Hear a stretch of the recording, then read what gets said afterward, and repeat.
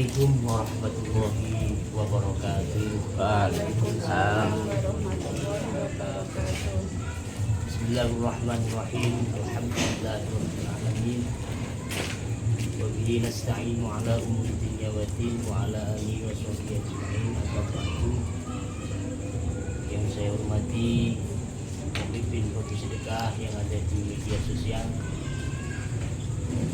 yang saya hormati dan saya muliakan jamaah PGRI Kopi Sedekah yang saat ini mau berdialog, mau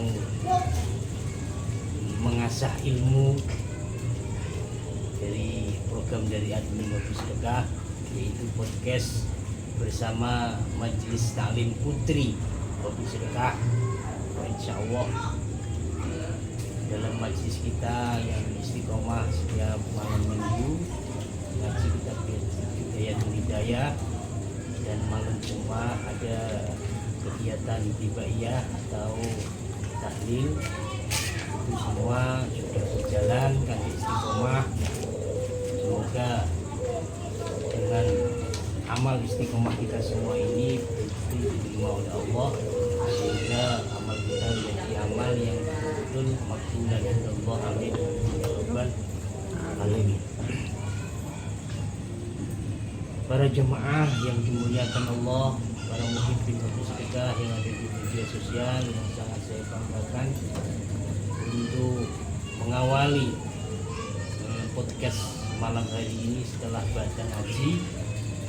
Ini ada pertanyaan untuk saya dan pertanyaan untuk jemaah.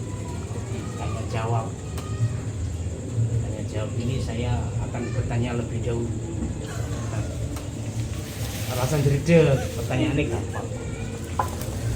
Bagaimana kalian hati kalian semua ketika hadir begitu aktif, begitu istiqomahnya dengan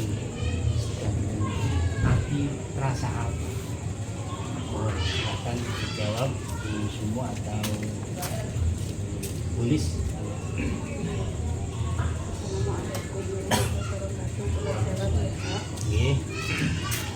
Kita rutin mengikuti majelis Kopi Sedekah. Satu, pastinya hati merasa lebih tenang. Yang kedua, sedikit demi sedikit kita bisa mendapatkan ilmu, walaupun tidak banyak, tapi minimal setiap pertemuan ada ilmu yang bisa kita bawa pulang. Meskipun kita belum bisa sepenuhnya mengamalkan, tapi kita berusaha sebisa dan semampu kita. Apa yang kita ikuti di majelis ini, sedikit demi sedikit berusaha kita latih diri ini untuk dalam menjalani hidup sehari-hari gitu Pak. Luar biasa.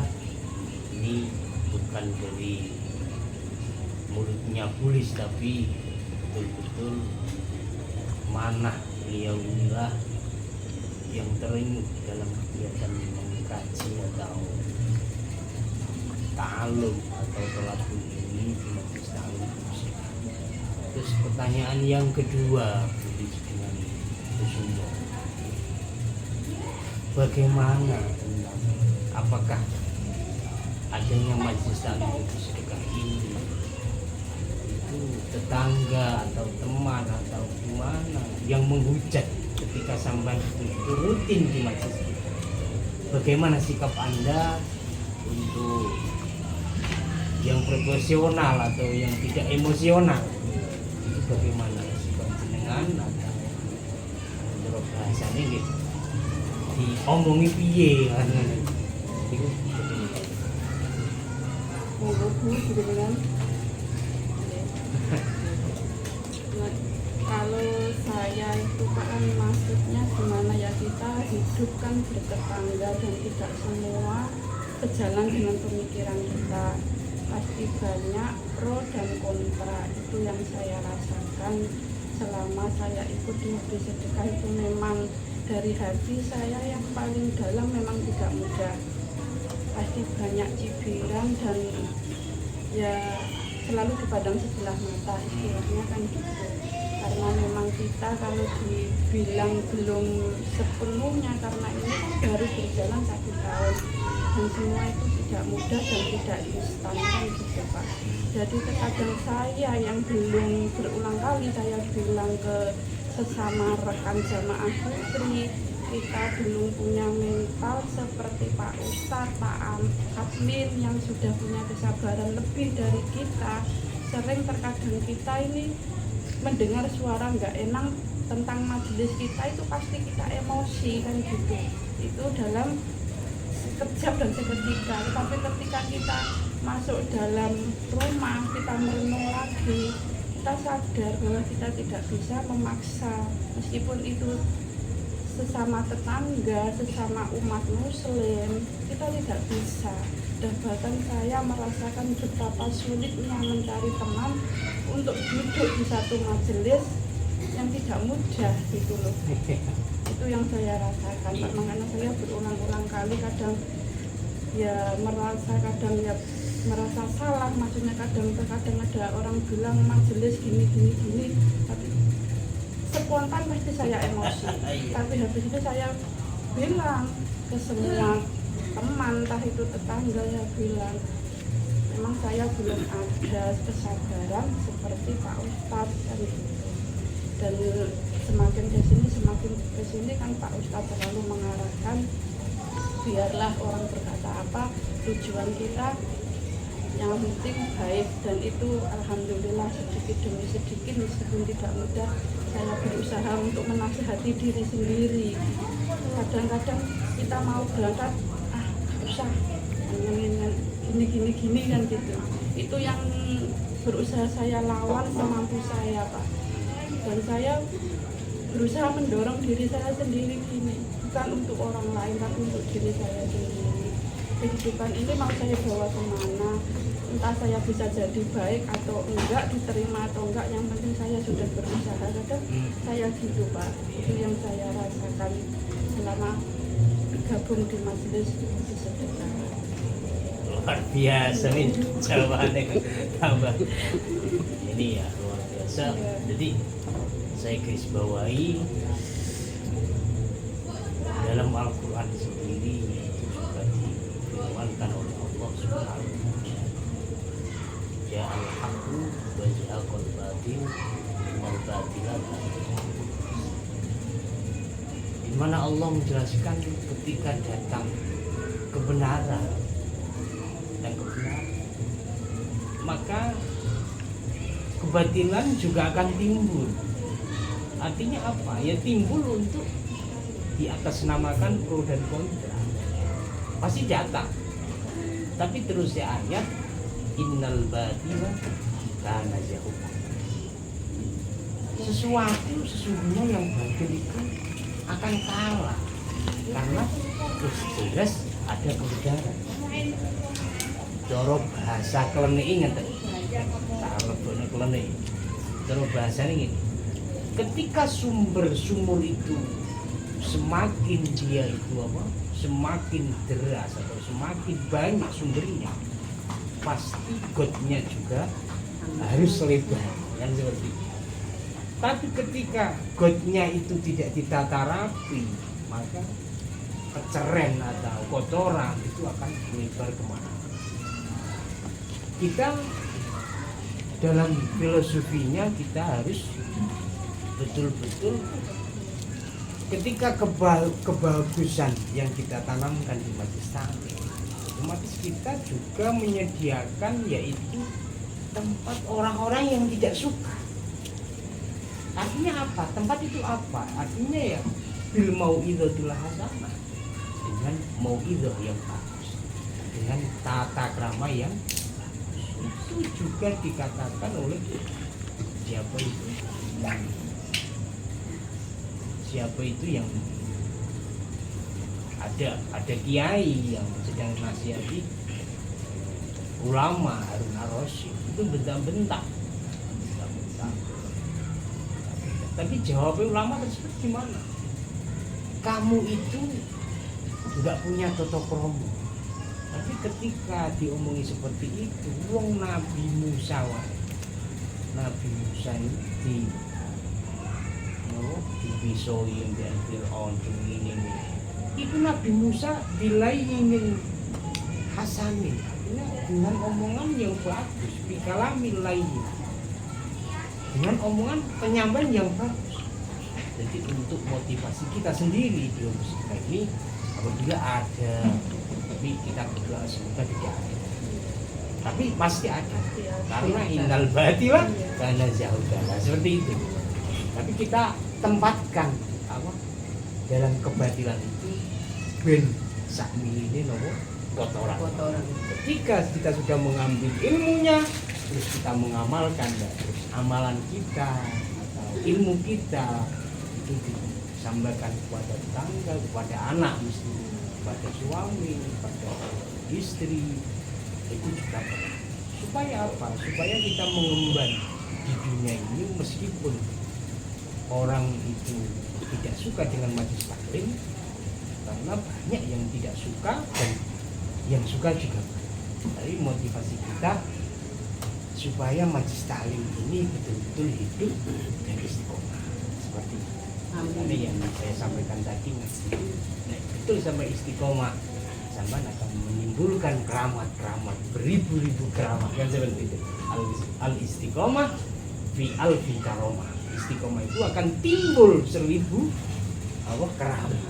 Keramat sampai teng dunia buena gitu. Dan itu keramat ketika kita melakukan istiqomah rutinitas. Kira-kira dari saya mungkin pertanyaan kedua, monggo menawi jemaah jadi ada pertanyaan yang saya bisa menjawab, ya juga saya jawab. Kalau tidak suka, kalau tidak bisa, ya saya bilang tidak bisa. Nanti kalau kita paksakan, Ustaz tuh bisa jawab pertanyaan di jamaah, wah juga enggak. Tapi kalau tidak tahu, betul-betul ngomong tidak tahu, itu lebih menyelamatkan kita. Timbang sama tak jawab ngawur tapi sumben aku mbok tuntut ning gone akhirat, itu lebih bahaya. Monggo siap. Wonten pertanyaan ya Pak. Pertanyaan pertama dening kula, perempuan solehah, mesti kula niki dereng solehah, tapi kula kepengin semerep kan ngoten. Syukur-syukur kula saged ngamalaken kan ngoten. Perempuan solehah harus mempunyai wirid solehah, bacaan rutin Al-Quran. Kalau jadi penjelasannya Pak Ustadz, wirid nopo niku sing harus diucapkan terutama sebagai seorang istri sekaligus ibu dalam rumah tangga. Ngoten mawon. Wiridan lho. Nggih, wirid kali bacaan Al-Quran sing setiap hari sing harus istiqomah dibaca, istilahnya kan ngoten. Istiqomah itu baca. Gini Mbak. Jadi ciri khas orang itu, ciri khas orang yang bisa istiqomah, artinya istiqomah ngaji, tidak dengan suatu ayat atau apapun, maksudnya salah satu ayat, tidak seperti itu. Kita istiqomah betul-betul setiap setelah maghrib atau setelah subuh bisa merutinitas membaca Al-Quran. Bahayanya apa? Ketika sampean itu betul-betul membaca salah satu ayat, terus jaluannya sampean gini, mau contoh surat Waqiah. Waqiah. Umpama sampean rutinitas Waqiah terus ngulek ya Waqiah apa itu ya Waqiah apa goreng opo ya Waqiah, umpama kan seperti itu juga bagus, tidak mengurangi kebagusan. Tapi ketika sampean tujuan membaca Waqiah punya tujuan yang ben wakil, ben jadi miliuner, ben jadi pokoknya ide seperti itulah. Nah, niku sing yang tidak. apabila tujuan sampean itu tidak tersampai, ya, pasti kamu akan mengklaim surat waqiah itu bujui, berarti omongan kiai itu bujui lah, nah itu bahaya.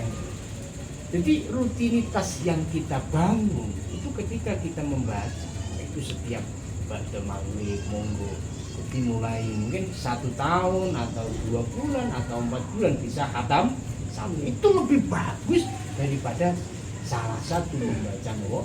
Nah, Al-Quran itu sama, artinya sama itu ketika kita rutinitas diniati. Nah, 1 yaitu pertama kirim Fatihah kepada Nabi, otomatis Fatihah kita kepada Nabi itu hanya untuk kita diberikan pertolongan syafaat dan diakoni menjadi umat. Terus yang kedua kirim Fatihah kepada yang umum seperti Syekh Abdul Qadir, nah ya, Sultanul Aulia Syekh Abdul Qadir, atau kepada zuriat kita, orang tua kita yang meninggal, mbah-mbah kita seperti itu. Terus ditujukan pada keluarga kita sendiri. Seperti Fatihah 3 kali, terus batu niku langsung nopo maos Al-Qur'an. Itu caranya seperti itu. Jadi kita itu tidak meninggalkan wasilah. Karena apa? Karena kita itu tidak mampu. Tapi orang-orang yang kita wasili seperti Syekh Abdul Qadir Al-Jailani, seperti Mbah Kiai Maimun yang sudah masyhur kewaliannya kan seperti ini. Itu kita perlu menumpang dengan apa? Proposal atau doa kita itu betul-betul dititipkan kepada beliau-beliau. Supaya apa? Supaya disampaikan kepada Allah Subhanahu wa taala. Nah, itu namanya wasiat. Terus yang solihah itu istri yang betul-betul nopo nih, istri yang ahli penduduk surga itu istri solihah. Ya, suargane itu tergantung no lindungi suami. Nah, tujuannya nopo?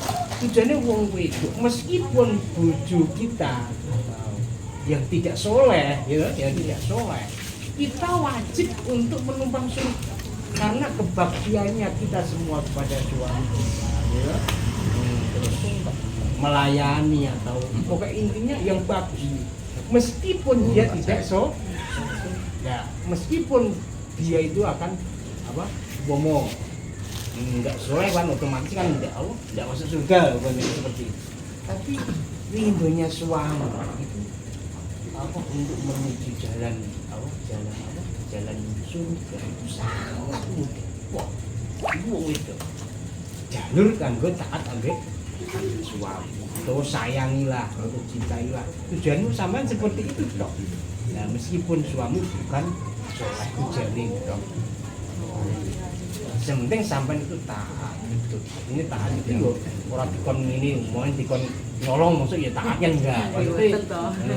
Yang taat itu artinya yang betul-betul dengan agama ya, dengan tuntunan agama, tuntunan Al-Quran, tuntunan hadis. Nah kalau amalan ya sudah wasilah ada itu sudah luar biasa. Kita itu betul-betul hamba yang selalu taklim, selalu belajar dan belajar. Supaya apa ya? Supaya tahu sehingga apa? Kesombongan kita kalau kita berwasilah itu koyo nggak sombong kan, tapi ketika yuk sama ngomong langsung jaluk nih pusat diwe. Nah, di dunia logika di dunia aja itu kan ketika kita akan bertemu dengan presiden itu melalui bupati, melalui RT pun seperti itu. Apa nih banser? Nah, biasanya seperti itu. Aku ketemu wali iki apa? Kiai iki yo. Mesti sampai yo liwat santri nih. Nah, sing mengguni media yang terkenal itu lewat banser. Boleh teko ya teko. Oh, dadosnya luas nih tangga saya. Iya. Asupene kados salat subuh itu kalau nek dirutinaken misale nggih. Anu maca tabaruk kali esuk lagi anu mboten ansal ngoten ta pripun? Nggih ansal tapi ya napa? Ngeten lho. Jadi pengertiannya seperti bukan yang saya yang maksud itu bukan kok tidak boleh. Nggih. Ketika kita membaca ayat tersebut, salah satu ayat dari Al-Qur'an, berita Tabarok atau Waqiah Nggih. itu bagus, amalan yang sangat bagus. Nggih. Tapi kita punya peningkatan untuk khatam Al-Qur'an. Nggih. Itu lebih bagus, ngoten ya. Nggih. Lebih bagus. Yang penting tujuan sampean. Umpama ya Allah, dalam membaca Al-Qur'an ini saya niati semoga keluarga paling sehat, rezeki paling lancar. Itu sudah melalui doa tabarok. Benar. Lah nek sampean umpama tabarok to, Waqiah to, berarti koyok-koyok sing ayat Al-Qur'an liyane gak patek fenomenal berarti. Kan seperti Kan ngoten lho, Nek. Kula niku kan semake kan Bu Haja Semada niku kan cerita, nggih to. Anu memangnya ngeten dulu nah diparingi solusi kali Bu Haja Semada. Piyambake nek bar subuh karo goreng-goreng iki Pak nemen apal kan ngoten to. Nek napa ken-ken maca tabarok karo surat Waqiah ngoten. bagus itu Dan nggih, juga bagus. sae to mboten kan ngoten. Sae. Bahkan di cerita surat Tabarok itu ada ceritanya luar biasa.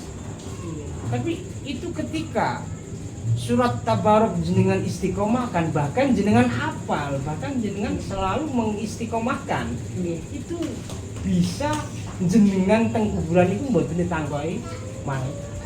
Nah, itu bisa menolak atau menghalangi napa pertanyaan malaikat atau siksa malaikat. Artinya sisanya Gusti Allah tapi lewat malaikat. Tapi surat Tabarok itu akan menjelma sebagai orang yang betul-betul membantu sampean, membentengi sampean. Ketika ada malaikat yang masuk mau menanyakan, itu yang kamu ini orangnya fasik atau orangnya berlumuran dosa, tapi dia punya apalan yang selalu diingat dan selalu dibaca. Nah, jenenge surat Tabarok. Nah, surat Tabarok itu akan menjelma bahwa orang ini bagus. Ketika sampean menyiksa orang ini, berarti sampean ngebuki aku. Surat Tabarok. Berarti nek sampean wani mbekan kalame Gusti Allah, berarti sampean kurang ajar kan ngono kan. Itu kan. Itu cerita di surat Tabarok atau cerita di mukjizatnya Al-Qur'an. Bagus. Lanjutkan enggak apa-apa. Itu bagus. Oke, kita diniati yang bagus. Wonding nggih semua. Wonten mari. Ya, alhamdulillah. Temu hari mawon. Ya, insyaallah monggo. Jangan ingin seperti ini tanya-tanya dengan ini. Itu kalau di pondok itu namanya sorokan dengan dulu ketika kita di zaman dulu ketika di Arab Saudi, di pondok Arab, di Mekah itu ngajinya seperti ini, seperti di musola kita di desa saya satu-satu sorokan. Tapi kalau ketika di pondok pesantren dulu itu ya seperti ini, ngaji seperti ini, ada guru ada santri. Sekarang kan berhubung pondok pesantrennya itu banyak kan, santrinya banyak, tapi caranya metodenya, tapi ini lebih kita betul-betul mengangkat cara dulu ulama-ulama dulu, cara mengkaji atau cara wirid atau tahu ilmu apa saja yang caranya seperti itu. Oke, para muhibbin hobi sedekah, ini jemaah putri hobi sedekah sedang podcast atau tanya jawab. Semoga apa yang saya sampaikan dan apa yang dipertanyakan oleh jamaah putri sedekah membawa manfaat, membawa berkah, sehingga bisa menjadi sangu atau menjadi penambah ilmu untuk setiap saat untuk kehidupan di dunia dan akhirat. Amin. Terima kasih kami ucapkan, semoga hobi sedekah semakin jaya, semakin berkah, disayangi umat dan banyak jamaahnya dan selalu mendapat ridho dari Allah Subhanahu wa Ta'ala. Hobi sedekah 100% top.